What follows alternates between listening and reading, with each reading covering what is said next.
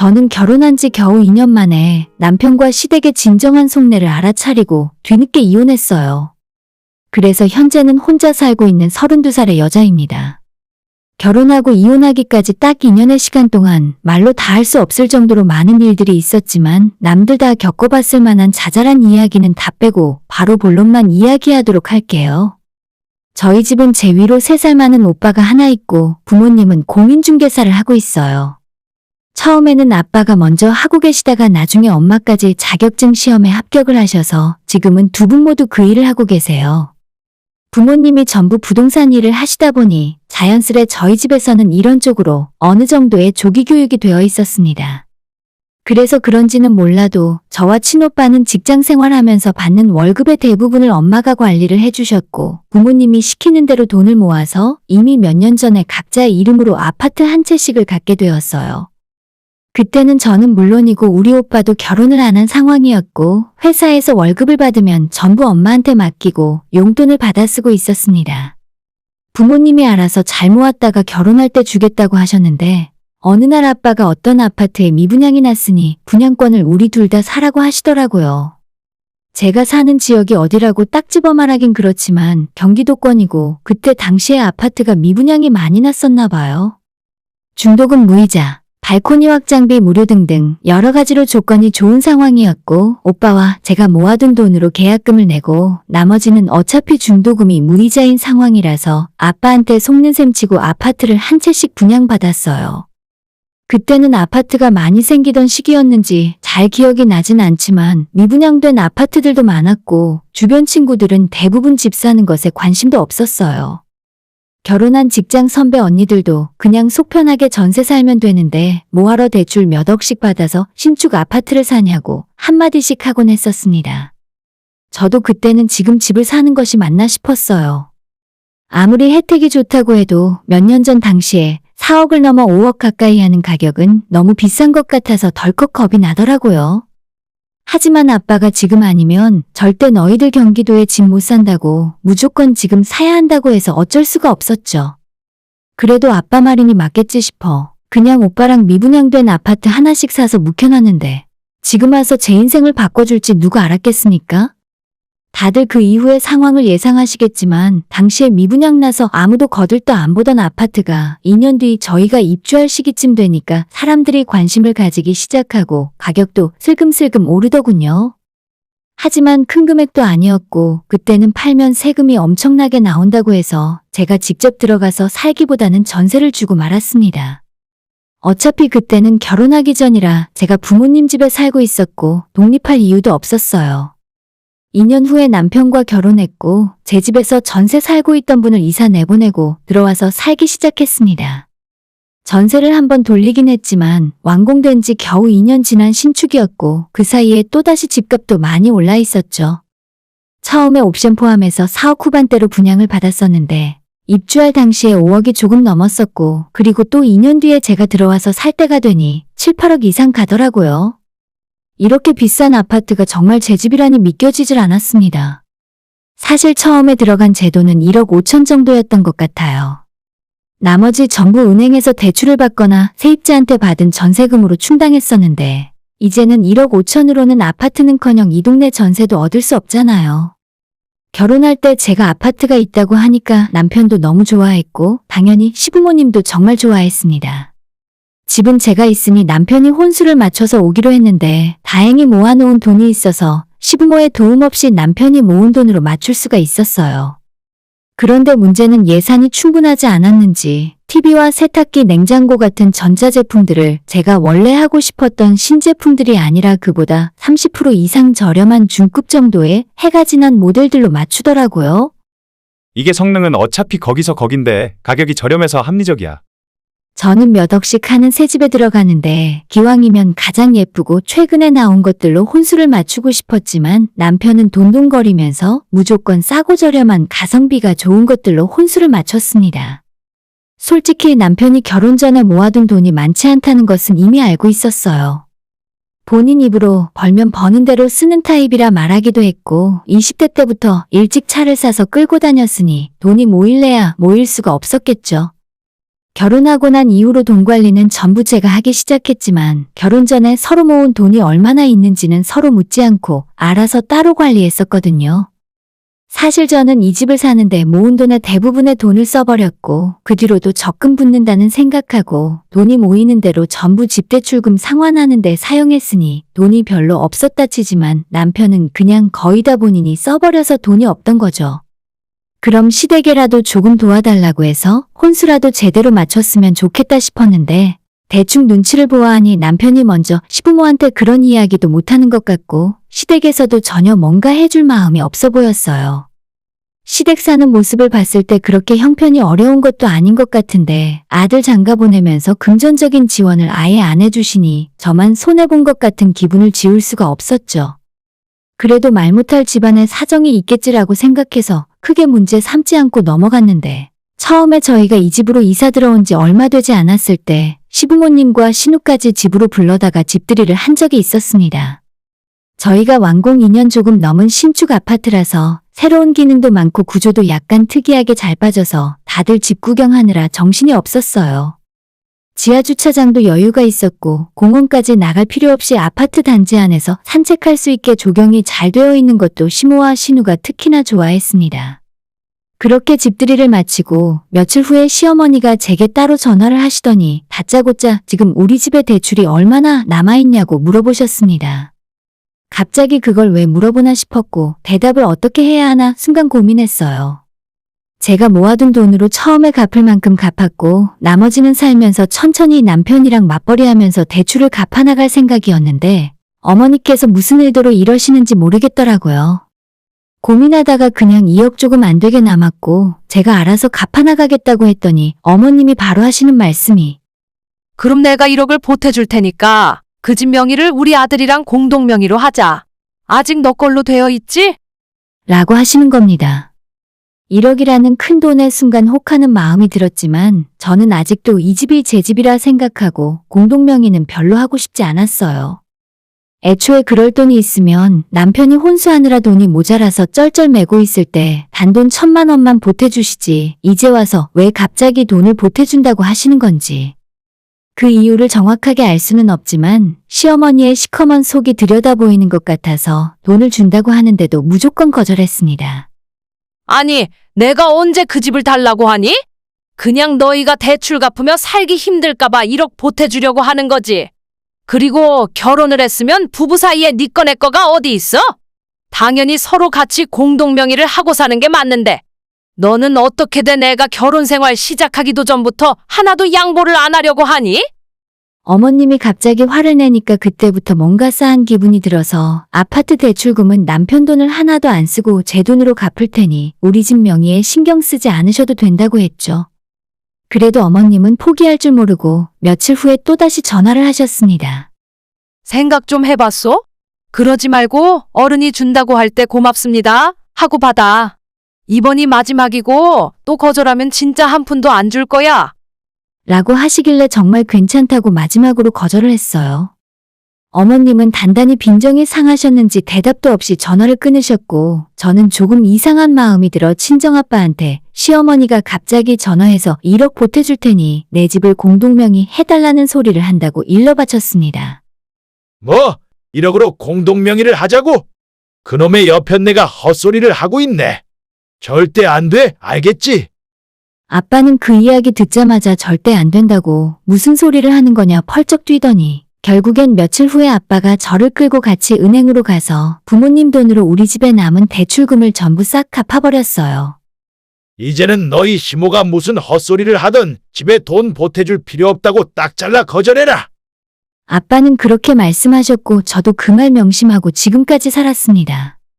그렇게 남편과 제가 새 집에서 산 지도 2년 가까이 지났고 그 사이에 이 동네에 저희 집뿐만 아니라 전체적으로 부동산이 크게 올랐어요. 저희 아파트도 이제는 8억을 지나 10억이 넘는 금액에 거래가 된 적도 있습니다.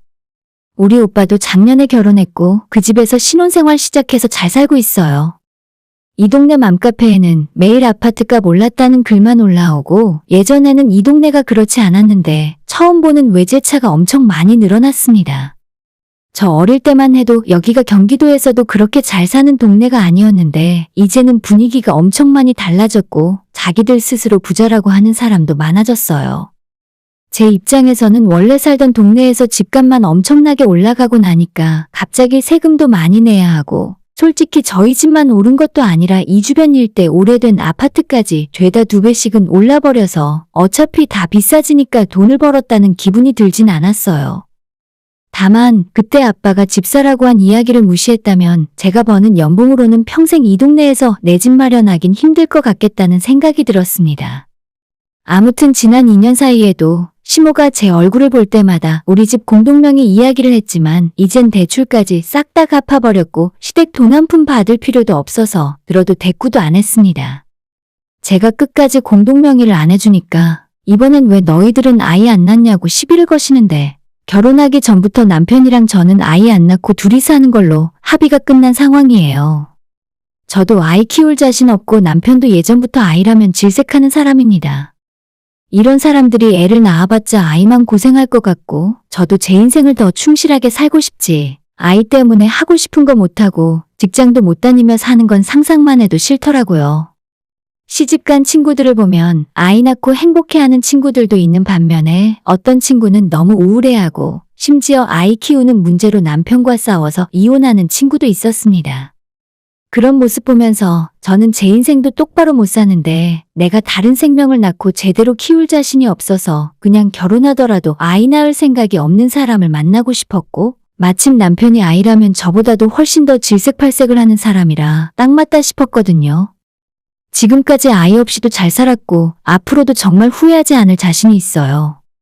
누군가는 제 생각을 이해 못하고 나중에 땅을 치고 후회할 거라 말하지만 그것 또한 제가 선택한 일이고 후회하더라도 제가 후회하면 되는 문제니까요. 아무튼 우리 신랑한테는 여동생이 하나 있는데 저보다 1살이 적습니다. 나이가 30이 넘었는데 그동안 시집을 안 가고 있었어요. 생긴 건 정말 멀쩡하게 생겼고 오히려 여자인 제가 봐도 예쁜 편이에요. 근데 아직은 노는 걸 너무 좋아하고 결혼처럼 진지한 관계는 하지 않는 건지 제가 이 집에 시집와서 신우가 갈아치운 남자만 최소 5명 이상은 본 것 같아요. 그렇게 놀기 좋아해서 과연 어떤 남자가 데려갈까 흥미진진하게 보고 있었는데 지난 여름에 신우가 자기 친구들이랑 남자들이랑 여러 명이 한꺼번에 동남아로 일주일 놀러 갔다 오더니 그로부터 2달 후 갑자기 시댁 가족들 다 모인 자리에서 임신했다며 결혼할 거라고 폭탄 선언을 해버렸습니다. 저도 놀랐지만 당연히 시부모님은 완전 기절초풍하셨죠. 신우는 무조건 뱃속에 아이 낳고 그 남자와 결혼까지 하겠다고 돌직구를 날렸습니다.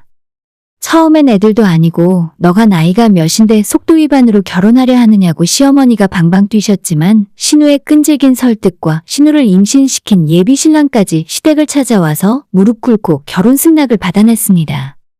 지금은 양가 상견례까지 마치고 오는 6월에 결혼식을 올릴 준비를 하고 있습니다. 저도 신우의 결혼을 정말 진심으로 축하를 하는 입장이었고 평생 혼자 살 줄 알았던 신우가 결혼하고 동시에 아이까지 낳으면 조금 착실하게 살 수 있겠다 싶어서 전화위복이라 생각했어요.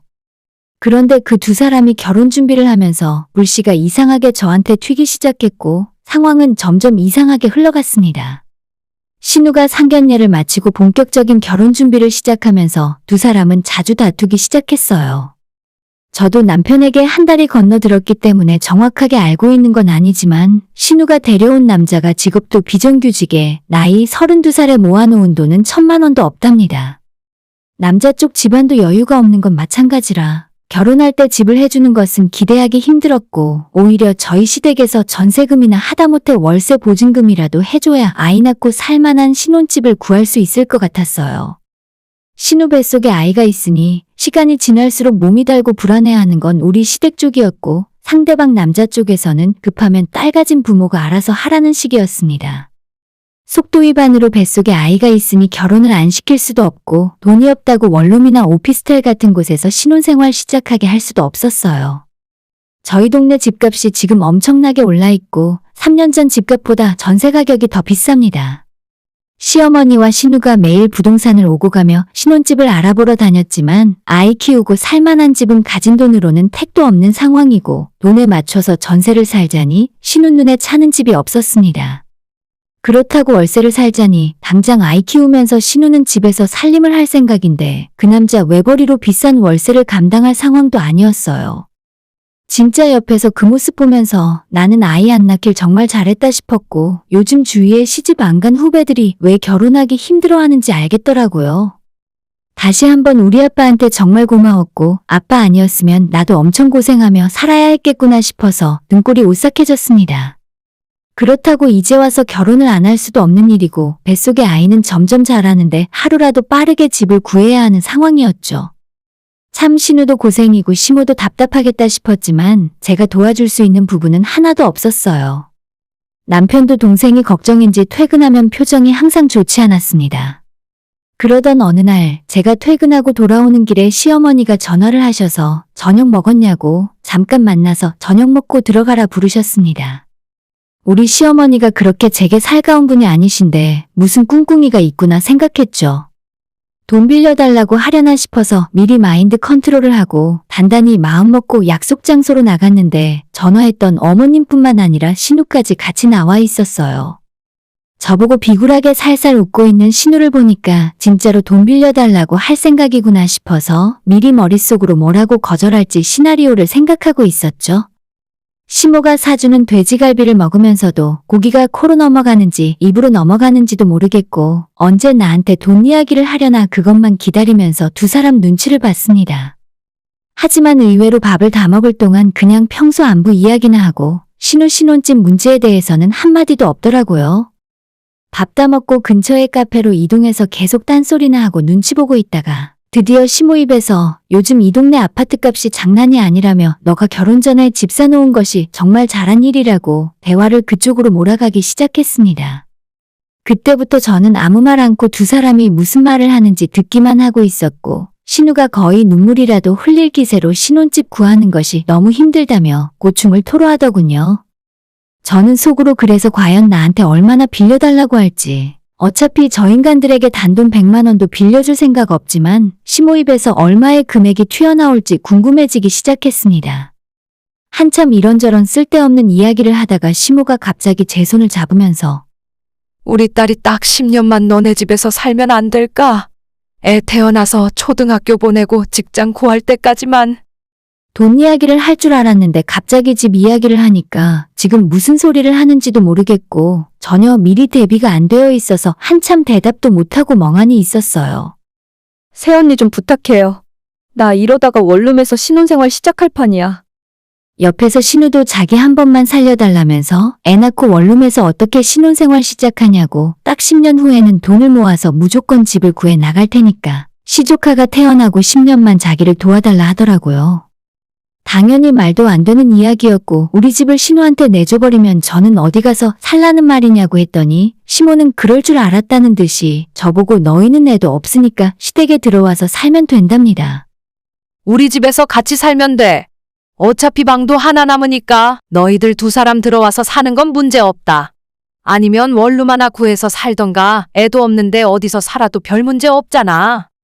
시댁에서 얹혀 사는 건 정말 죽기보다 싫었고 내가 왜 내 집 놔두고 남의 집에서 월세를 살아야 하는지도 모르겠습니다. 어쩐지 지난번에 저희 집 집들이 할 때 신우랑 시모가 집 구경하면서 눈이 반짝반짝 꼼꼼하게도 살피더라고요.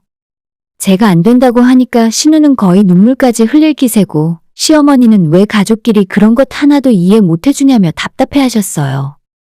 더 이상 이야기해봤자 시간 낭비고 저도 이런 불편한 자리 빨리 정리하고 집에 가고 싶어서 그만 자리에서 일어나려고 했습니다.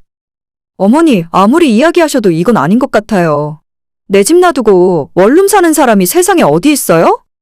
단호하게 말을 끊고 자리에서 일어나는데 신우는 결국 참다 못해 눈물을 펑펑 흘리면서 자기는 이제 망했다 하고 시어머니는 어떻게 사람이 그리 매정하게 말을 할 수 있냐고 너네는 애가 없어서 모르겠지만 입장을 바꿔서 한번 생각해보라고 말씀하셨어요. 무슨 말도 안 되는 이야기를 나한테 하는 건지 짜증이 잔뜩 난 상태로 두 사람을 카페에 그대로 놔두고 집으로 돌아왔습니다. 집에 들어왔더니 저보다 일찍 퇴근한 남편이 잔뜩 화가 난 상태로 저를 기다리고 있었고 아직 신발도 벗지 않고 현관문에 서 있는 제게 다짜고짜 소리를 질렀습니다. 야, 너 진짜 내가 끝까지 참고 이야기 안 하려고 했는데 세상에 돈이면 다가 아니야. 너는 내 동생이 불쌍하지도 않니? 우리는 벌이도 괜찮고 어디서 살든 아무 상관없잖아. 그 사이에 집값이 떨어지길 하냐? 이 집이 어디 가길 하냐? 라고 하면서 저보고 돈밖에 모르는 이기적인 여자래요. 여러분이라면 가족끼리 집도 마음껏 10년씩 쓰라고 빌려주고 나는 그동안 원룸에서 살고 그럴 수도 있는 건가요? 이 집을 당장 월세로 내놓으면 보증금은 그렇다 치고 월세를 최소 150만 원은 받을 수 있어요. 만약 신혼의 부부가 이 집을 쓰다가 도배장판이라도 망가뜨리고 나가면 그거 다 물어주긴 할까요? 남편한테 쓸데없는 소리 하지 말고 너네 가족은 나한테 불만이 참 많은 것 같은데 그렇다면 이참에 돈만 밝히는 못된 와이프, 나쁜 며느리 빼고 너네 식구들끼리 오순도순 살라고 했죠. 반쯤은 화가 난 상태로 한 이야기지만 절반은 진심이었어요. 남편은 정색하며 그 말이 무슨 의미냐고 지금 이혼하자고 하는 거냐 저한테 다시 묻길래 이렇게 안 맞고 너네 가족은 전부 나를 싫어하는데 같이 사는 의미가 있냐고 되물었습니다. 말문이 막힌 남편이 한참 말도 못하고 가만히 있다가 너 이혼하면 재산분할 해야 하는 거 알지? 라고 하더군요. 제가 아무리 재테크에 대해 잘 모르고 부동산이나 주식 투자 같은 것에 관심이 없다고 해도 이거 하나는 확실하게 알고 있어요. 헛소리 하지 마. 내가 이 집 사는데 당신이 10원짜리 한 장 보탠 적 있어? 너가 가져온 거지 같은 혼수들 도로 다 가지고 너네 집으로 꺼져. 라고 이야기했고 남편은 자기가 결혼하고 2년을 같이 살면서 월급을 다 저한테 맡겼으니까 이 집 팔아서 재산분할 받아야 한다고 주장하더라고요. 남편한테 받은 월급은 제가 관리한 게 맞죠. 그 돈으로 우리 부부 생활비, 공과금, 보험료 쓰고 나머지 돈은 은행에 그대로 넣어두었어요. 적금 통장 2개와 비상금 통장 하나로 관리하고 있었는데 그거 남은 금액 정확하게 반 나눠줄 테니까 그거나 챙겨서 나가라고 했습니다. 너가 나가라고 하면 내가 무서워서 벌벌 떨 줄 아냐? 라고 하더니 남편은 그대로 집을 나갔고 시댁으로 들어갔어요. 아마 시모랑 신우랑 셋이서 변호사도 찾아가 보고 어떻게든 저한테서 집을 빼앗아 보려고 백방으로 알아보러 다녔던 것 같아요. 남편이 집을 나가고 3일이 지나서 전화가 오더니 처음 한다는 소리가 기가 막혔습니다. 이제 우리 그만 싸우고 화해하자. 애들도 아니고 이런 일로 이혼 이야기 나오는 건 아닌 것 같아. 아마도 자기들 생각대로 뭔가 일이 잘 안 풀렸나 보죠? 남편이 그때 집을 뛰쳐나가지 말고 저한테 미안하다, 잘못했다, 우리 엄마랑 내 동생한테 다시는 우리 집 넘보지 말라고 하겠다라는 식으로 이야기했으면 생각을 다르게 했을 텐데 이제는 늦어도 한참 늦었습니다. 됐다. 나도 더 이상 집 하나 있다고 유세 떠는 나쁜 며느리 역할 하기 싫어. 너희 엄마 염치 없는 부탁 듣고 있는 것도 고역이야. 그냥 처음에 말한 것 그대로 이혼해. 남편은 자기가 이제 그만 화해하자고 하면 제가 좋다고 받아줄 거라 생각했었는지 진짜 이혼하자니까 아무런 말도 못하고 한참을 가만히 있었습니다. 합의를 하던 소송으로 가던 너가 원하는 대로 하고 나한테서 뺏어갈 수 있으면 법대로 뺏어가 보라고 이야기하고 준비되는 대로 만나서 이혼 서류부터 쓰자고 했습니다. 남편이나 시댁 식구들이 여기저기 알아보고 아무리 변호사한테 물어보면 뭐합니까? 이 집에 한 푼도 보탠 적이 없는데 어떻게 제 걸 가져가겠어요? 끝까지 집을 어떻게 해보려고 노력하는 것 같은데 뜻대로 안 된 것 같고 남편은 자존심을 굽히지 못하고 저한테 미안하다, 잘못했다 사과하는 대신에 이혼 서류에 도장을 찍었어요. 그렇게 저희 부부는 지난 2월 말에 이혼하고 갈라섰고 저는 일단 남편을 쫓아낸 집에서 저 혼자 지내고 있습니다. 친정으로 들어갈까 하다가 일단 전세입자 새로 구하기 전까지는 혼자 이 집에서 지내기로 했어요. 처음에 남편 내보내고 이 집에서 혼자 외롭게 어떻게 사나 걱정했는데 막상 남편 하나 내쫓고 나니까 집이 확 넓어진 기분이고 요즘은 퇴근하고 조용히 혼자 보내는 저만의 시간이 너무 좋습니다. 솔직히 지금까지 왜 결혼하고 맞춰주며 사느라 피곤했는지 그 시간이 너무 아깝다고 생각 들어요. 저는 아이 낳고 키울 생각도 없으니 앞으로도 결혼 생각도 거의 없고 너무 외로워지지만 않는다면 지금처럼 행복하게 혼자 살았으면 좋겠습니다. 이혼하고 시댁 소식을 많이 듣진 못했지만 신우 결혼식도 얼마 안 남았는데 신혼집이 답도 없는 상황인 것 같아요. 시댁에서 온 식구가 다 모여서 살 수도 있을 것 같은데 이혼한 전 남편까지 그 집에 들어가 있으니 애까지 낳으면 아주 볼만하겠네요. 오늘의 사연은 여기까지입니다. 구독과 좋아요, 알람 설정 부탁드려요. 다들 행복하시고 좋은 하루 되세요.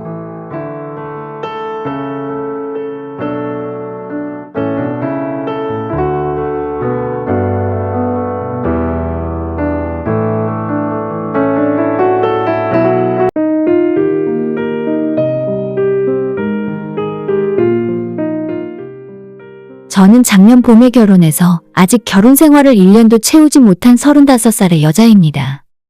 20대 중반부터 몇 년 만나던 사람과 제 나이 28에 헤어지게 되었고 그 뒤로는 새로운 남자를 만나기가 싫어졌어요. 열심히 일하고 앞만 보고 살다 보니 정신 차렸을 때는 이미 제 나이가 33이더라고요. 서울이나 경기도도 아니라 지방의 작은 중소도시에서 살고 있다 보니 새로운 사람을 만나는 기회가 쉽게 찾아오진 않았습니다.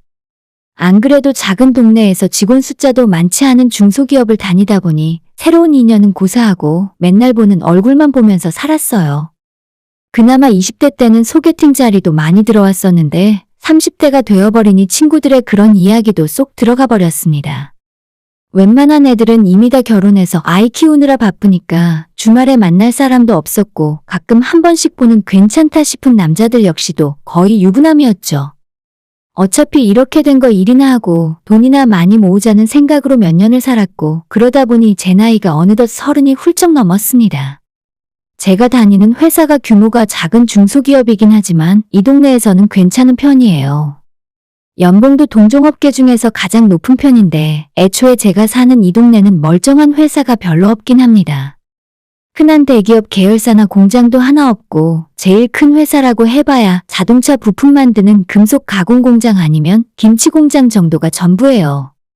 그렇다 보니 지금 제가 다니는 정도면 괜찮은 조건이고 나름대로 어렵게 입사한 회사라서 다시 다른 일자리를 찾을 엄두도 나지 않는 상황이기 때문에 저는 죽기 살기로 버텼어요. 직원들 대부분이 아저씨들이라 20대 여자가 다니기에 힘든 점이 정말 많았지만 다른 곳은 여기보다 더하다는 생각에 참을 수밖에 없었습니다. 울기도 많이 울었고 지금 와서는 술 한잔 마시고 욕 한 번 하고 지나갈 수 있는 추억들이지만 당시에는 정말 말로 다 못하는 서름이 많았어요. 그렇게 이악 물고 악바리처럼 지금까지 버티고 지냈더니 직급도 주임을 지나서 대리를 달았고 사내에서도 나름 인정을 받고 있어요. 남편과의 본격적인 연애는 1년 반 정도 했지만 실제 알고 지냈던 것은 그로부터 한참 전인 4, 5년 전입니다. 친구의 소개로 알게 되었고 처음엔 친구처럼 다 같이 놀다가 사적으로 따로 만나서 밥도 먹고 데이트 비슷한 것도 하면서 호감을 키워나갔어요. 나이는 저보다 2살 어리지만 너무 애 같다는 생각이 들지 않아서 느낌이 나쁘지 않았고 무엇보다 항상 여유 있어 보이는 모습이 좋아 보였어요. 재력을 대놓고 과시하진 않았지만 평소에 걸치고 다니는 옷이나 신발이 대부분 비싼 브랜드였고 시계나 지갑도 명품을 좋아했습니다. 저를 처음 만났을 때도 외제차를 타고 있었고 얼마 지나지 않아서 새로운 차로 금방금방 바꾸기도 했습니다. 대놓고 집안에 돈이 얼마가 있다고 말을 하진 않아도 자기 집에 여유가 있다는 식으로 뉘앙스를 많이 풍겨왔어요. 연애를 1년 넘게 하다 보니 제 나이가 적지 않아서 조금 이르다 싶었지만 우리 둘 사이에 결혼 이야기가 오고 가게 되었어요. 서로의 부모님에 대해서도 알게 되고 대충 집안 상황도 알게 되었는데 두 분은 이미 어느 정도 은퇴수순에 들어가신 것 같았어요. 몇 년 전 시골에 집을 짓고 들어가서 사시는 중인데 어머님은 일을 안 하시고 아버님만 직장 생활을 하고 계세요. 시골 한직에서 일을 하시는 공무원이라 바쁠 것도 없이 항상 여유가 있어 보였습니다. 두 분이 여행도 자주 다니시면서 시골에 있는 텃밭을 가꾸면서 사신다 하더라고요. 우리 부모님만 해도 비슷한 나이인데 아직은 두 분 모두 열심히 일을 하고 계시거든요. 아빠가 3년 전에 회사를 그만두고 퇴직금으로 식당을 차려서 엄마랑 둘이 하고 있어요. 다행히도 장사는 생각보다 매우 잘 되긴 하지만 아침부터 저녁까지 바쁘게 일하시는 부모님을 보면서 내가 빨리 돈을 많이 벌어서 엄마 아빠 여행도 보내드리고 호강시켜드리고 싶다는 생각을 하게 되더라고요.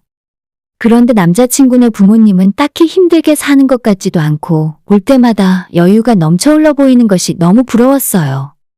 처음 인사드리러 갔을 때 시골집이라 걱정했었는데 생각보다 집도 넓고 깔끔해 보였고 아버님이 취미로 골프나 낚시도 즐기시면서 사시더라고요. 집안 식구들도 다들 화목해 보이고 내가 이런 집에서 자란 남자와 결혼해서 살면 제 인생도 큰 걱정 없이 행복하게 살 수 있겠구나 싶었습니다. 다행히도 양가 부모님들이 결혼 승낙을 바로 해주시는 덕분에 빠르게 상견례까지 마치고 올 초에 결혼까지 할 수 있었어요. 시댁에서 신혼집 준비를 도와주시겠다고 했고 우리 부모님도 하나뿐인 딸이 시집을 가는데 어떻게 그냥 보낼 수 있겠냐고 하시면서 양가 부모님이 반반씩 부담해서 신혼집을 전세로 얻었습니다. 여기가 집값이 많이 싼 편이고 전세는 더 저렴한 게 많아서 혼수까지 모두 포함해 1억 5천이 들지 않았던 것 같아요. 전세금은 부모님들끼리 반반 부담하셨고 들어가는 혼수 비용은 저와 남편이 반반씩 부담했어요. 아무튼 처음 시댁에 인사드리러 갔을 때부터 결혼식 올리고 남편이랑 같이 살 때까지도 저는 전혀 시댁과 남편에게서 이상한 점을 느끼지 못했어요. 엄청난 부자는 아니더라도 적당히 중산층 정도로는 살고 계시는 것 같았기 때문에 제 앞에 펼쳐진 결혼 생활에 문제가 있을 줄은 꿈에도 몰랐습니다.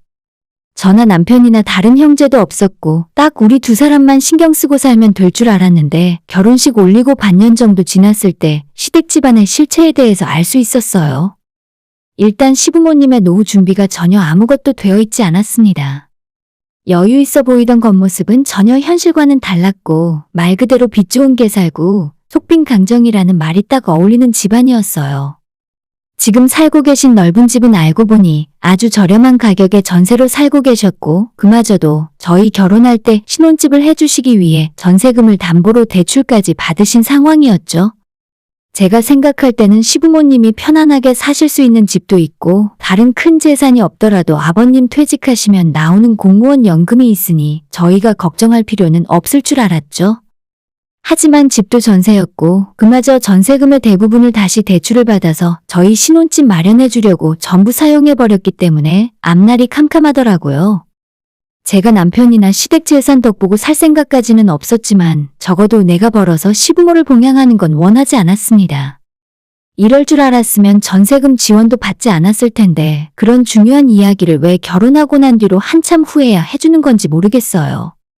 남편이 자기 집안이 여유가 있다고 직접 대놓고 거짓말을 한 적은 없지만 그럴 거면 은근히 티라도 내지 말았어야죠.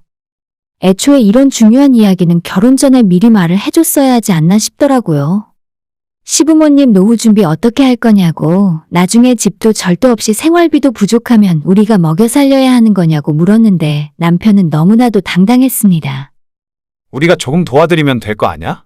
어차피 받은 것도 있는데. 나 결혼하기 전에는 용돈을 30만 원씩 들여왔었는데 이젠 50만 원은 드리고 싶어. 라고 이야기하더라고요. 우리 부부의 벌이를 생각해보면 50만 원이 아예 못 드릴 금액은 아닙니다.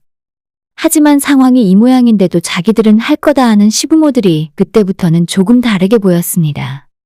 아버님은 아직도 골프와 낚시를 즐기고 연휴마다 어머님과 여행을 다니십니다.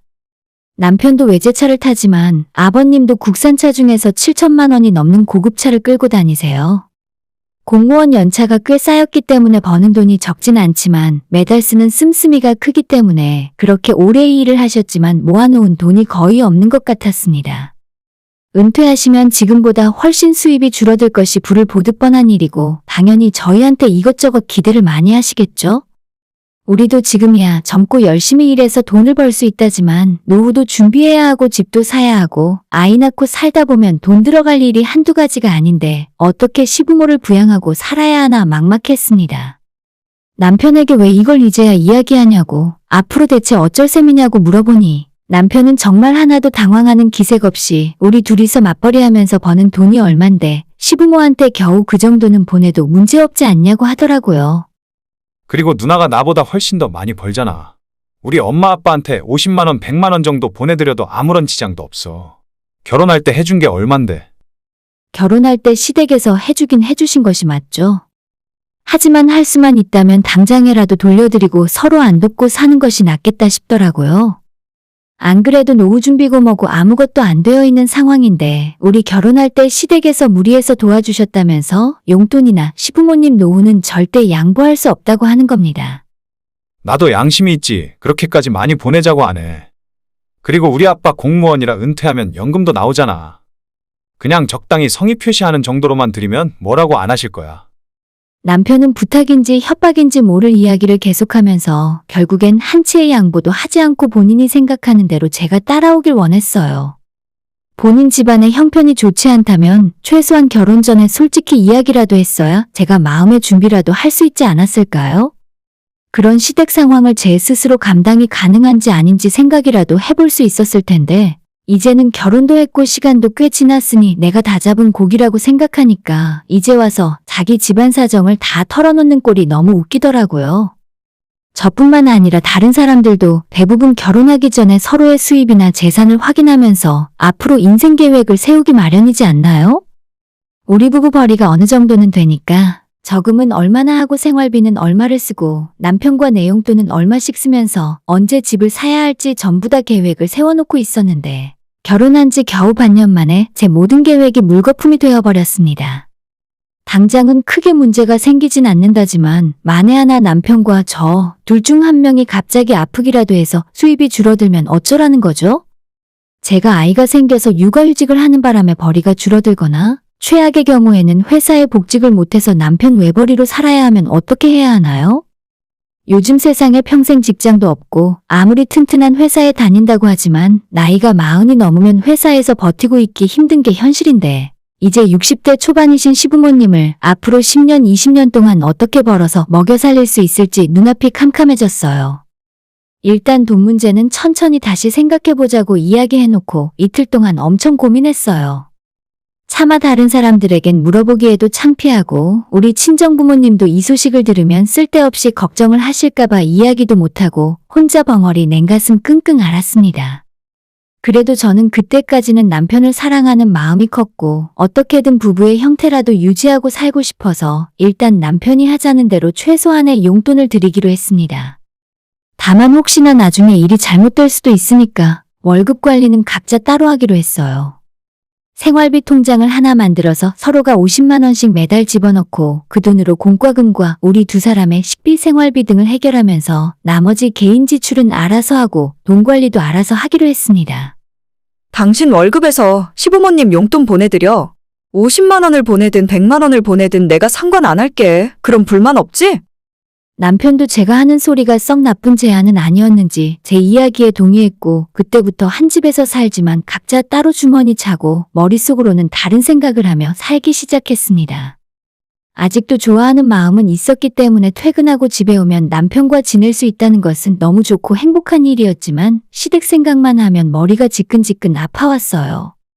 아무래도 내가 괜한 짓을 했나 싶고 남의 집안의 기둥뿌리를 뽑아오는 바람에 평생 고통받고 살아야 하는 건가 별별 쓸데없는 생각을 다 하는 지경에 이르렀습니다. 남편 월급이 300만 원 정도 되었기 때문에 생활비 통장에 50만 원을 보내도 본인이 쓸 수 있는 돈이 250만 원이나 있잖아요. 그 돈으로 지금 타고 다니는 차 할부금 내고 자기 부모한테 용돈 넉넉하게 보내고 나서도 꽤나 쓸 수 있는 돈이 많이 있는 것 같았어요. 취미생활도 즐기고 친구들이랑 어울리며 술도 마시고 자기가 하고 싶은 건 다 하고 사는 느낌이었습니다. 그래도 이젠 혼자 사는 것도 아니고 따로 돈을 관리하자고 했지만 미래를 생각해야 하잖아요? 언젠가는 집도 사야 하고 아이도 낳아야 하는데 버는 돈을 족족 남김없이 써버리는 것 같아서 눈앞이 캄캄해지는 느낌이었죠. 저는 사실 그때부터 뭔가 잘못되어도 단단히 잘못되었다고 생각을 하고 있었는지 믿을 건 남편이 아니라 내 돈밖에 없다는 생각으로 오히려 결혼 전보다 더 악착같이 아끼며 돈을 모으고 살았습니다. 만약 시부모가 문제를 일으키건 우리 두 사람 사이에서 크게 문제가 생긴다면 언제라도 제 몫을 챙겨서 도망칠 준비를 하면서 살았어요. 하지만 그렇게 계산적으로 살기 시작하면서 당연히 제 마음은 편하지 않았습니다. 이게 과연 옳게된 부부관계가 맞는지도 모르겠고 친구들과 늦게까지 술을 마시며 놀다가 들어와 잠을 자고 있는 남편을 보면 이제라도 경제권을 합쳐서 다시 함께 열심히 살려고 노력하는 것이 맞는 건가 수없이 많은 고민을 하면서 지냈어요. 하지만 그럴 때마다 생각을 고쳐먹게 만드는 건 아버님과 남편이 골프를 치러 다니고 어머님이 백화점에서 새로 샀다며 가방 자랑을 하실 때마다 빨리 이 집안에서 탈출하지 않으면 나까지 인생이 나락으로 떨어질 수도 있겠다 싶었죠. 저렇게 돈 쓰기 좋아하고 아낄 생각이 전혀 없는데 내가 아무리 열심히 돈을 벌어온다고 해도 남편과 시부모까지 책임질 수는 없다고 생각했어요. 그렇게 몸만 같이 살지 따로 생활하는 것과 마찬가지인 신혼생활을 이어나가다가 시부모가 숨겨왔던 본색을 드러내는 일이 일어났습니다. 그때쯤 우리 지역에 새로 아파트 신규 분양이 있었고 저한테 마침 청약 통장이 있었기 때문에 한번 넣어볼까 말까 고민을 하고 있었어요. 사회생활 처음 시작할 때부터 청약 통장을 만들어서 꾸준하게 붓고 있었고 우리가 아이는 없었지만 신혼부부니까 조건이 그렇게 나쁘진 않겠다고 생각했습니다. 33평짜리라서 남편과 둘이 살기에 조금 큰 게 아닌가 싶었는데 그래도 신축 아파트에서 살고 싶은 욕심을 버릴 수가 없더라고요. 하지만 분양가가 생각보다 워낙 비싸고 전세금에 모아놓은 돈을 다 합쳐도 대출을 꽤 많이 받아야 하는 상황이라서 선뜻 손이 나가진 않았어요. 남편이랑 모델하우스까지 다녀와 보고 그런 좋은 집에 사는 모습을 상상만 하면서 아, 나도 저런 집에서 아이 낳고 키우면서 행복하게 살아보고 싶다. 라는 생각만 막연하게 하고 있었죠. 저뿐만 아니라 남편도 집이 너무나도 마음에 들었는지 며칠 내내 새 아파트 이야기만 하더라고요. 하지만 이리저리 생각해봐도 지금 우리 형편에는 무리였고 나중에 돈 더 모아서 적당한 30평대 아파트로 이사가자고 마음을 접은 상태였습니다. 그리고 나서 며칠 후에 남편이 시부모와 저녁을 같이 먹자고 해서 시댁에 찾아갔는데 어머님이 저녁을 먹다 말고 이런 말씀을 하셨습니다. 너희 새 집 알아보고 있다면서? 나도 얘기 들었다. 그러지 말고 아예 45평짜리 아파트 같이 얻어서 너희랑 우리랑 함께 살자. 어머님이 지금 무슨 소리를 하는지 이해를 못했었는데 지금 살고 있는 전원주택 전세기간이 거의 다 끝나가고 집주인이 계약 연장 안 해줄 테니 나가라고 하는 것 같더라고요. 우리 동네에 45평 아파트를 5억 정도면 살 수 있었는데 시부모님 재산 우리 부부 재산을 다 합쳐서 그 집으로 들어가 함께 살자고 하시는 거였어요. 대출을 2억을 넘게 받아야 하지만 넷이 같이 열심히 갚아나가면 문제될 거 없다고 하셨습니다. 우리가 같이 살면 얼마나 좋니? 생활비도 아낄 수 있고 대출금은 우리도 같이 갚으면 되잖아. 그 집에서 졸지에 시부모를 모시고 살아야 하는 내 불편함은 누가 책임지나 싶었는데 남편이랑 시부모는 자기들끼리 신이 나서 이미 합가하기로 결정이 난 것 같은 분위기였어요. 떡줄 사람은 생각도 안 하는데 자기들끼리 김치국 퍼마시는 모습이 가관이었습니다. 그리고 아까 이야기했다시피 시댁은 전세보증금으로 대출까지 받아서 애초에 가진 재산이 얼마 되지도 않는 것 같아요. 저희 집 전세금이랑 다 합쳐봐야 큰돈도 아니고 45평 아파트를 사려면 대출을 정말 많이 받아야 하는데 매달 100만 원이 훌쩍 넘어가는 대출금은 누가 다 갚습니까? 남편은 옆에서 우리 두 사람 벌이가 얼마니까 대출금 갚고 네 사람 생활비 쓰고 나서도 돈이 여유가 있다면서 제게 침까지 튀겨가며 설명을 했고 진짜 내가 아무 말 안 하고 가만히 있으니까 나를 완전 상등신 호구로 보는구나 싶었어요. 일단 그 자리에서는 웃으면서 생각 한번 해보겠다는 식으로 이야기하고 집에 돌아오자마자 남편에게 나는 절대 너네 부모님 모시고 같이 살 생각 없다고 이야기했습니다. 제 말에 남편은 당황하면서 모시고 살라는 의미는 아니었다고 그냥 두 집이 같이 힘을 합치면 훨씬 넓은 집에서 편하게 살 수 있으니까 서로 좋은 거 아니냐고 다시 생각해보라고 하네요. 그래서 남편이 하는 말대로 45평 아파트를 대출 왕창 받아서 사고 그 집에 네 사람이 들어가서 사는 모습을 한번 상상해봤어요. 남편과 시부모를 모시고 살면서 내 식구의 모든 생활비와 은퇴한 시부모의 용돈까지 제가 다 들여가면서 아파트 대출금까지 갚느라 등골이 휘어가는 제 모습이 바로 떠올랐습니다. 거기에 만약 제가 아이까지 낳는다면 남편이랑 제가 한 달에 1,000만 원씩을 벌어도 모자라겠더라고요.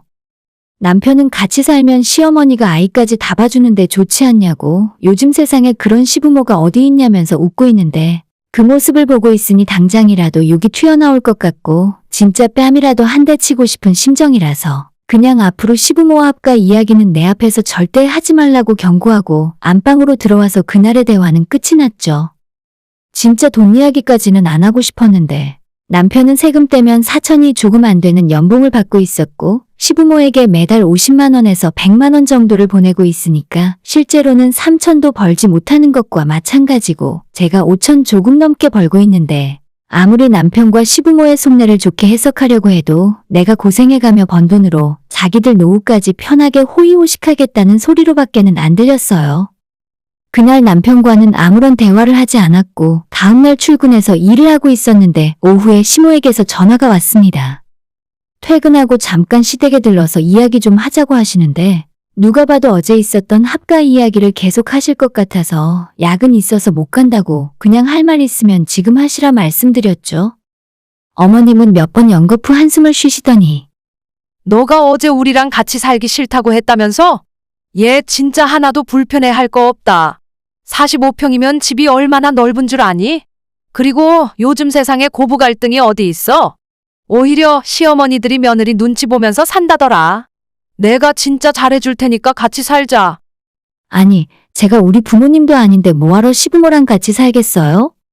어머님께서 아무리 그렇게 말씀을 하셔도 같이 사는 건 좀 무리일 것 같다고, 대출도 너무 많이 받아야 하고 아버님도 얼마 후면 은퇴하시는데 현실적으로 무리인 것 같다고 좋게 말씀을 드렸죠.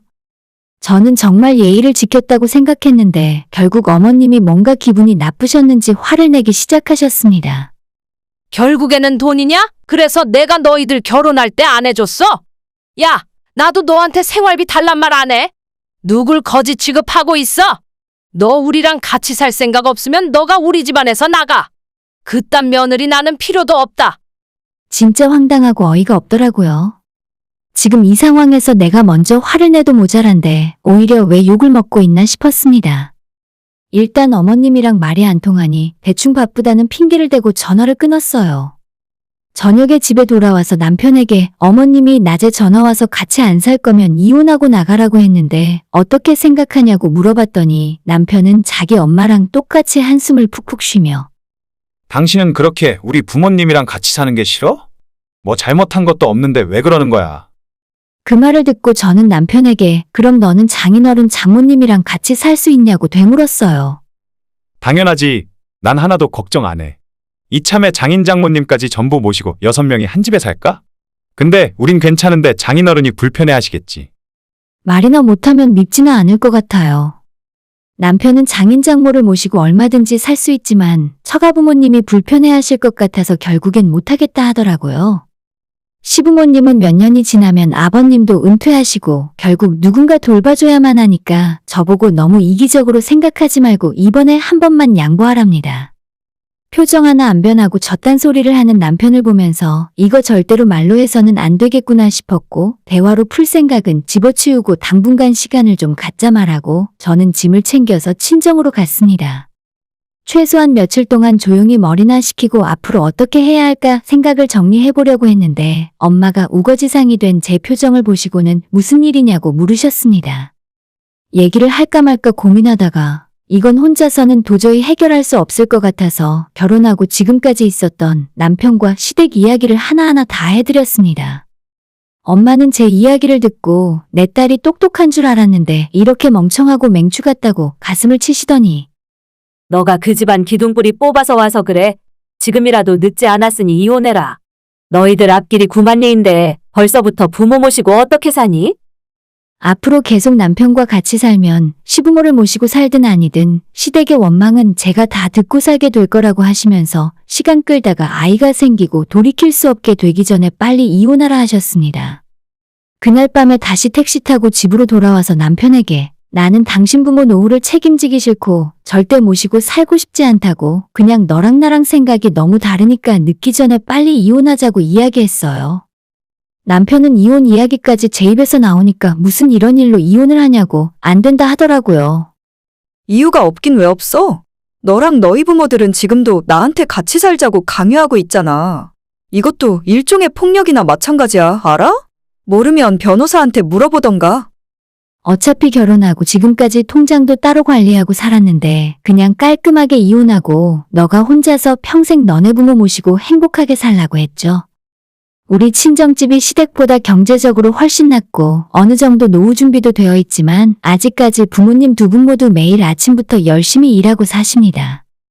훨씬 돈도 많이 벌고 재산도 많지만 골프채 한번 잡아보신 적도 없어요. 제가 본의 아니게 뽑아왔던 남의 집 기둥뿌리는 다시 제자리로 반납하고 그냥 친정부모님께 잘하고 효도하면서 살 생각입니다. 남편에게 이혼하겠다 선언하고 먼저 신혼집부터 정리했어요. 전세보증금을 반씩 나눠 갖고 혼수는 각자 필요한 거 적당하게 나눠 갖자고 이야기 마쳤는데 며칠 후에 시모한테서 전화가 왔습니다. 너희들 진짜 이혼하기로 했니? 아니, 이게 그렇게까지 할 일이야?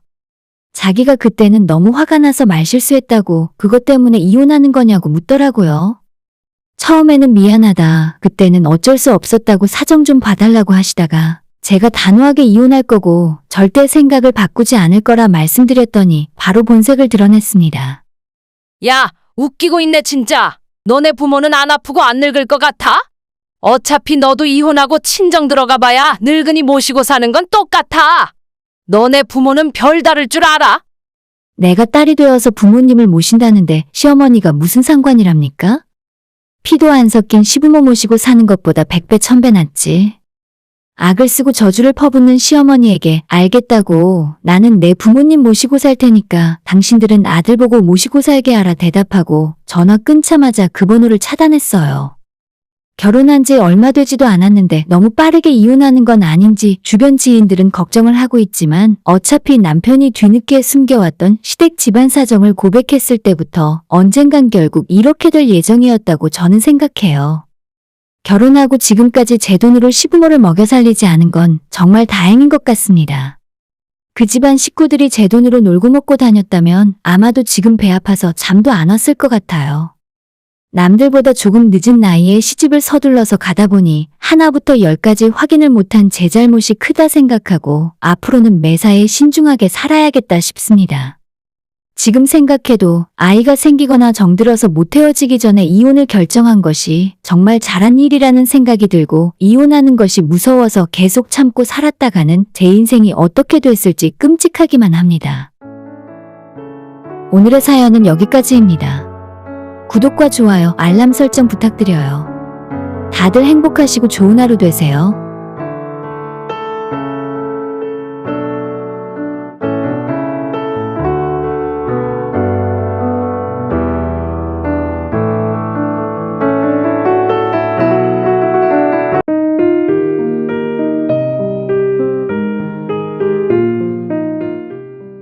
저는 올해로 29살, 남편은 4살 많은 33살이고 저희는 결혼한 지 1년밖에 되지 않은 신혼부부입니다.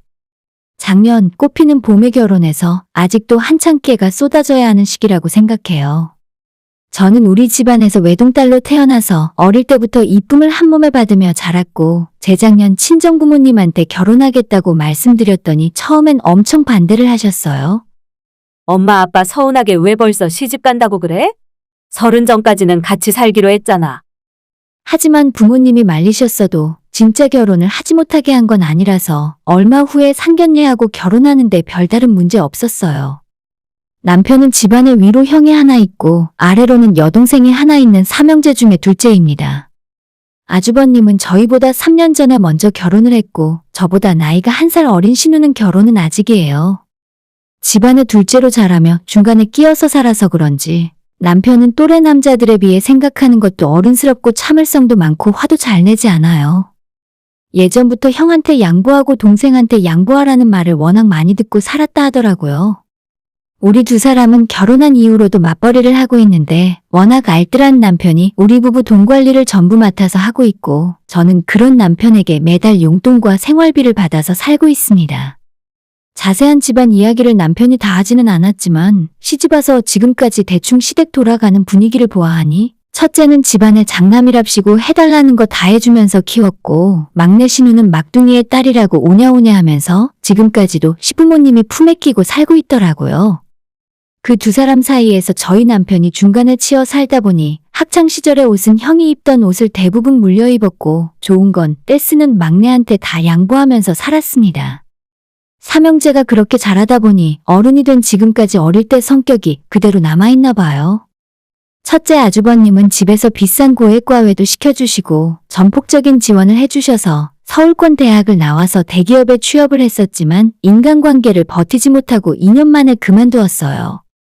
시부모님이 예전부터 고깃집을 운영하고 있는데 아주버님은 다시 사회생활 하기 싫다면서 그 가게를 물려받겠다고 지금 거기서 같이 일을 하고 있습니다. 시부모님이 월급을 넉넉하게 주고 있는지 형님은 일을 하지 않고 살림만 하는데도 먹고 살만한 것 같더라고요.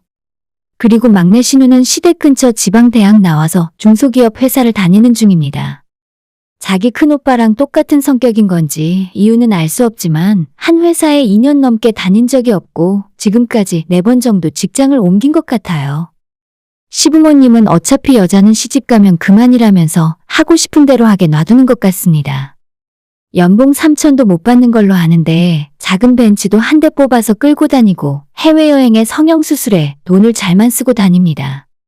남편한테 듣기로는 지금껏 모아놓은 돈이 하나도 없다고 하는데 평소 사는 모습 보면 그러고도 남을 것 같아요. 아무리 시집가면 그만이라지만 요즘 남자들이 그렇게 나사 하나 빠진 여자를 데려다가 먹여 살릴 것 같진 않거든요. 아무튼 그런 집안 분위기에서 우리 남편은 신기하게도 반듯하게 자랐습니다. 시부모에게 손 안 벌리고 본인 능력으로 국립대학 4년 전액 장학금 받고 졸업했고 대학 졸업하자마자 바로 공기업으로 취직해서 지금까지 한 번도 사고 친 적 없이 똑바로 잘 살고 있어요. 결혼할 때도 아주버님은 아버님 돈으로 전셋집 얻어주셨지만 저희 결혼할 때는 시부모님이 신혼여행 갈 때 보태라며 1,000만 원 주신 것이 전부입니다. 물론 1,000만 원이 적은 돈도 아니고 보태주신 것만 해도 정말 감사할 일이라는 거 잘 알고 있어요. 하지만 아무리 둘째 아들이라지만 장남이랑 너무 대놓고 차별을 하시니까 받으면서도 기분이 그리 좋진 않더라고요. 어차피 남편이 일찍부터 직장 생활하며 열심히 돈 모았고 제 돈이랑 합치고 은행 대출 조금 받아서 저희는 저희 힘으로 전세 구해서 살 수 있었습니다. 우리 둘 다 사치 부리는 스타일도 아니라서 한 달 용돈 겨우 20만 원씩만 가져가는데 그것도 결국엔 다 쓰지도 못하고 월말이 되면 그 돈으로 서로 필요한 소소한 선물 사주거나 주말에 외식하는 데 사용해요. 남편이 정말 착하고 순한 사람이라서 그동안은 시부모한테 서운한 것도 없었고 바라는 것도 전혀 없었는데 얼마 전에 우리 순한 남편이 정말 화가 많이 났던 일이 있습니다. 아주버님이나 시누에 비해서 늘상 찬밥 대접을 받았지만 그렇다고 해서 지금까지 남편이 시부모들에게 소홀하게 하진 않았어요. 어버이날 같은 기념일이나 두 분 생신 때도 비싼 선물 챙겨드리고 용돈도 제 기억으로는 이런저런 명목으로 2달에 한 번씩은 보내드렸던 것 같습니다.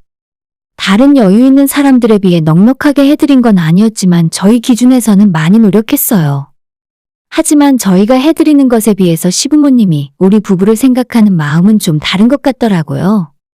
연애할 때는 그래도 시댁에 인사드리러 가면 손님이 왔다고 새로 밥상도 차려주시고 제가 좋아하는 음식들도 미리 준비해서 기다리고 계셨는데 최근 들어서는 저와 남편을 밥값 내는 사람이나 집에서 설거지하는 사람 정도로 생각하시는 것 같았습니다. 아주버님은 시부모님이 얻어주신 집에 살고 있는데 애초에 그 집이 시댁이랑 엄청 가까워요. 그래서 그런지 저희 빼고 다 같이 놀러 다니기도 했고 평소에도 자기들끼리는 교류가 잦고 친하게 지내는 것 같았습니다. 저야 어차피 며느리니까 시댁이 멀면 멀수록 좋지만 남편 입장에서는 자기한테 와보란 말도 일절 안 하고 부모랑 형 여동생끼리 똘똘 뭉쳐서 놀러 다니고 맛있는 거 먹으러 다니니까 서운해하고 약간은 상처받는 것 같아 보였습니다. 우리 남편이 그 집안 세 자식들 중에 가장 멀쩡하고 똑똑한데 왜 시부모는 그렇게 첫째 아들이랑 막내딸만 끼고 사는지 저는 이해할 수 없었습니다. 혹시나 나 때문에 불편해서 그런 건가 싶어 언제든지 내 신경 쓰지 말고 시댁 약속 잡아서 놀러가도 된다고 했는데 남편은 그냥 자긴 괜찮다면서 씁쓸하게 웃고 말았습니다.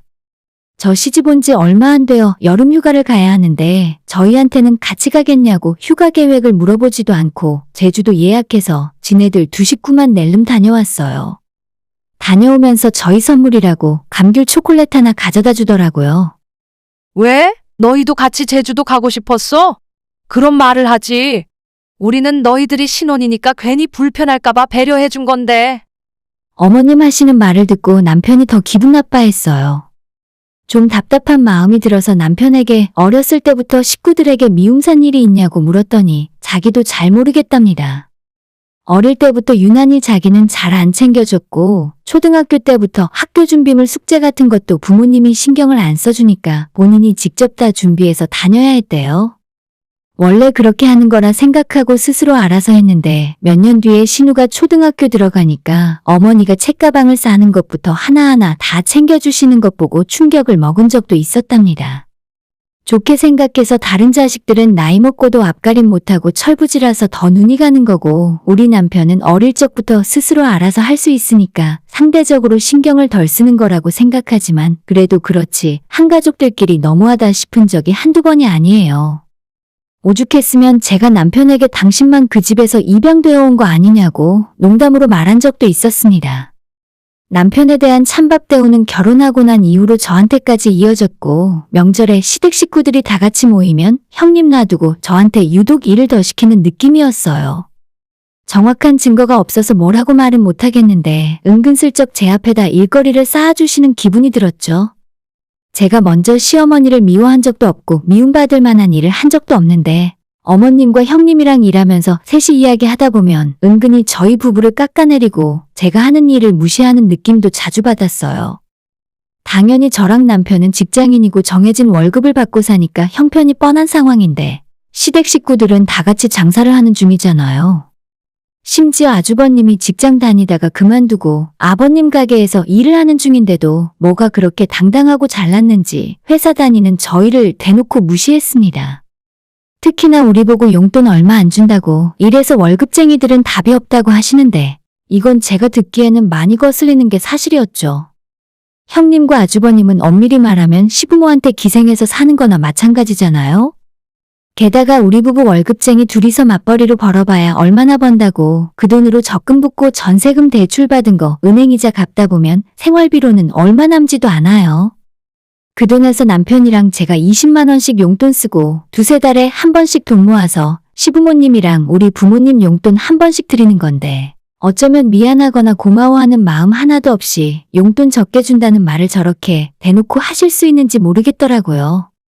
시댁 식구들 만날 때마다 이런저런 이유 들어가며 저희 부부를 무시했고 처음엔 잘하려고 했던 제 마음도 조금씩 지치고 무너져 내렸습니다. 별다른 이유도 없이 시부모들이 자식 며느리를 차별한다는 것이 정말 납득하기 힘들었어요.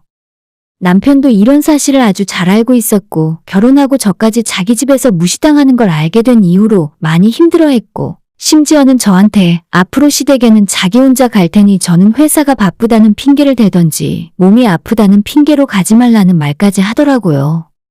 그래도 이제 겨우 결혼한 지 1년도 안 됐는데 벌써부터 시댁 등지고 어떻게 살겠나 싶어서 할 수 있을 때까진 참아보자는 생각이었습니다. 제가 지난달에 생일이 있었어요. 마침 신우도 그달에 생일이 있었고 저보다 일주일 정도 빠르더라고요. 어떻게 할까 고민을 하다가 그래도 생일이니까 챙겨주자 싶어서 백화점에 가서 향수랑 립스틱까지 같이 사서 15만 원 정도 들었던 것 같아요. 예쁘게 포장까지 하고 카드도 써서 선물을 해줬는데 문제는 일주일 뒤에 제 생일에는 시댁 식구들 그 누구도 축하한다는 말 한마디 하는 사람이 없었습니다.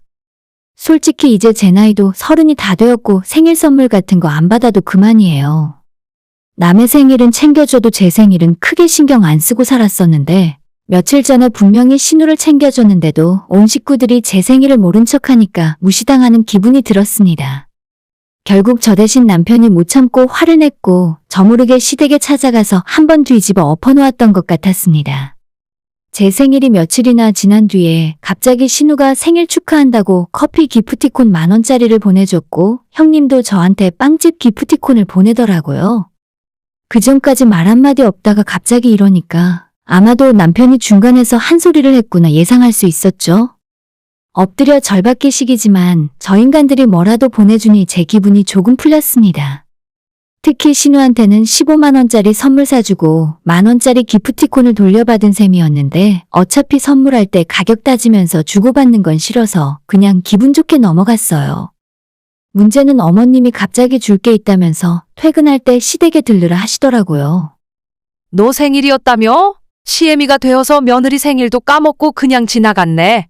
오늘 퇴근길에 우리 집에 좀 들렀다 가라. 뭐 줄 게 좀 있다. 이렇게까지 해달라고 눈치 준 건 아니었는데 조금 부담스럽긴 하더라고요. 뭐 얼마나 대단한 걸 주시려나 하는 마음으로 퇴근길에 시댁에 들렀는데 현관문을 열자마자 어머님이 종이 쇼핑백을 하나 제 손에 들려주시더니 생일 축하한다고 한마디 해주시고 바로 내보내셨어요. 조금 이상하긴 했지만 어머님이 주신 걸 받아들고 집으로 돌아왔습니다.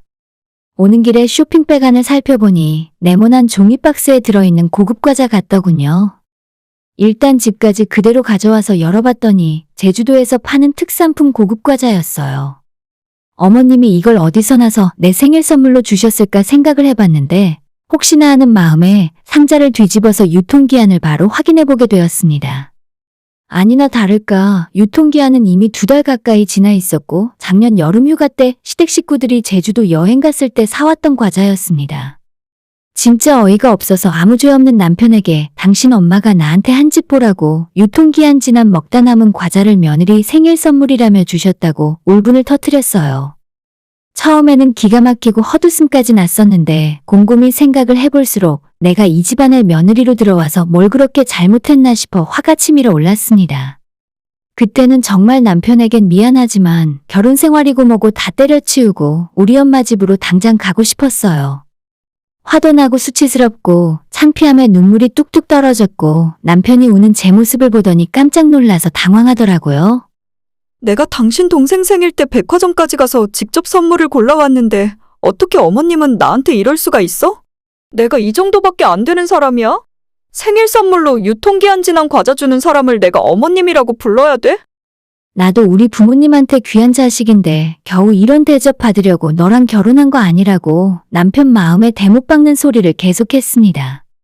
저도 너무 화가 나고 억울해서 괜히 죄 없는 남편한테 화풀이하듯 이야기했고 저를 완전히 개무시하고 찬밥 취급했다는 걸 알게 된 남편은 표정이 완전 굳어져서 아무 말도 없었어요. 그렇게 화가 많이 난 남편의 표정은 그날 처음 봤습니다. 저보고 집에 잠깐 있으라고 하고 남편은 다시 옷을 챙겨 입고 밖으로 나갔고 어디 가냐고 물었지만 그냥 집에 있으라는 말만 반복하고 집에서 뛰쳐나갔어요. 남편은 집을 나간 지 1시간이 넘도록 돌아오지 않았고 저는 너무 불안해졌습니다. 전화를 걸어봐도 받지 않았고 문자를 보내도 답장도 없었어요. 혹시 속상한 마음에 밖에 나가서 혼자 술을 먹고 있진 않을까 발을 동동 구르며 기다리고 있었죠. 남편이 집을 나간 지 1시간 반쯤 지났을 때 기다리던 남편이 아닌 시어머니한테서 전화가 왔습니다.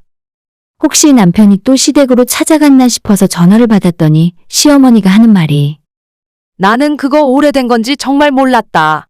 엄청 맛있길래 귀하게 남겨놨다가 너한테 선물로 준 건데 진짜 유통기한 지난 건 줄 몰랐어. 박스 뒷면에 대문짝만하게 유통기한이 붙어있는데 어떻게 모를 수가 있나요? 작년 여름에 사온 건데 그걸 남한테 선물로 주려고 했으면 최소한 그 전에 먹을 수 있는 건지 확인은 하고 줘야 할 거 아닙니까? 어머님이 계속 구구절절하게 아끼는 걸 선물한 거라고 변명을 하셨지만 들으면 들을수록 더 기분이 나빠지고 전부 헛소리로 들렸어요. 어머님, 이제 됐어요. 이건 제가 알아서 버릴 테니까 앞으로 제 생일이라고 못 챙겨주지 않으셔도 돼요. 그렇게 시모의 전화를 끊고 20분 정도 지나니까 남편이 다시 집에 돌아왔고 어디 갔다 왔냐고 제가 물었더니 시댁에 갔다 온 거 맞답니다. 저보고 앞으로는 명절이건 누구 생일이건 시댁 집안 식구들이랑 만나지 말라고 하네요. 나한테 무시하는 건 그렇다 치는데 당신까지 그럴 이유 없어. 내 동생이 10,000원짜리 기프티콘 보냈다고? 그딴 거 필요 없으니까 다시 돌려줘 버려. 내가 당신이 걔한테 준 선물 다시 뺏어왔거든. 남편은 진짜 신우한테서 제가 지난주에 선물해줬던 향수랑 화장품을 뺏어왔더라고요. 그러더니 남편이 앞으로는 시댁에는 용돈 보낼 필요도 없고 생일이나 어버이날이건 뭐건 제가 신경 쓰거나 선물 챙길 필요도 없답니다. 그냥 저보고는 친정만 신경 쓰고 살라 하고 자기네 엄마는 첫째 며느리만 있으면 충분하니까 저는 그냥 며느리 하지 말고 장모님 딸로 살으래요. 남편 이야기 듣고 화가 조금 풀리는 기분이 들었습니다. 저도 생각해보니 그쪽에서 먼저 저를 싫어하고 사람 취급 안 하시는데 좋은 며느리 되려고 노력할 필요 없는 것 같아요. 남편 말대로 앞으로는 시댁 식구들이랑 안 보고 살기로 마음을 먹었습니다. 정말 좋은 게 좋은 거라고 기왕 이 집안에 시집 왔으니 시부모님과의 관계가 틀어지지 않게 잘 지내보고 싶었는데 이유 없이 저를 무시하고 밀어내시니까 더 이상 저도 방법이 없네요. 이번 일로 완전 실망했고 살면서 이런 대접을 남에게 받아본 적은 처음입니다. 지금까지 시모에게 보낸 용돈을 생각하면 아깝긴 하지만 그것까지는 그냥 인생 수업하느라 수강료 낸 거라 생각하고 다만 앞으로는 시댁 사람들 얼굴 안 보고 사는 걸로 만족해야겠어요. 남편이 빨리 돈 모아서 이번 전세 계약 끝나면 시댁에서 더 멀리 떨어진 동네로 이사 가자는데 진짜 이번 기회에 완전히 시댁이랑 연 끊고 끝까지 안 보고 살았으면 좋겠네요. 시어머니가 그 이후로 저한테 카톡 보내고 전화도 많이 걸었지만 전부 받지 않았어요. 그리고 신우한테 받은 기프티콘은 취소시키고 차단해버렸습니다. 능력도 없는 둘째 아들 둘째 며느리 필요도 없을 텐데 앞으로 얼굴 안 보고 살면 시부모님도 속이 뻥 뚫리고 시원하시지 않을까요? 오늘의 사연은 여기까지입니다. 구독과 좋아요, 알람 설정 부탁드려요. 다들 행복하시고 좋은 하루 되세요.